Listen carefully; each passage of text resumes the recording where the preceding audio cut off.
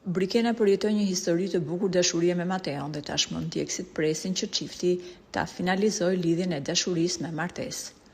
Por Miss Kosova nuk ishte përgatitur as pak për atë që do t'i ndodhte kur të dilte nga shtëpia. Ajo për 3 muaj nuk dinte asgjë se çfarë kishin shkruar portalet për të dhe se si ja kishin keq përdorur imazhin. Brikena ka treguar një anë teje sekrete të jetës së saj për pabestin që i kanë bërë kur ajo ka qenë brenda shtëpisë së Big Brother dhe për shqyrtimin e mundësisë që të çojë në gjyq një nga televizionet më të fuqishme shqiptare siç është televizioni Klan. Njerëzit që i kam ushqyer me duart e mia më kanë bërë një padrejtësi pas shpine, ka thënë Brikena. Pas publikimit të disa lajmeve nga televizioni Klan, gjatë kohës që ajo ishte ende në garë, ku shfaqej duke kryer ndërhyrje estetike, ish banorja ka vendosur të thyej heshtjen duke thënë se është ndjer e tradhtuar.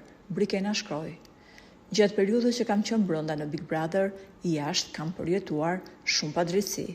Ka patur njerëz që janë përpjekur të njollosin imazhin tim, madje disa prej tyre kanë qenë persona të cilëve u kam dhënë për të ngrënë nga duart e mia. Janë publikuar shumë gjëra që unë as nuk kam pasur forcën t'i shoh për hir të shëndetit tim mendor. Shumë më kanë këshilluar të ndjek rrugën ligjore dhe t'i çoj njerëzit në gjyq, por unë s'gjet të besoj diçka tjetër.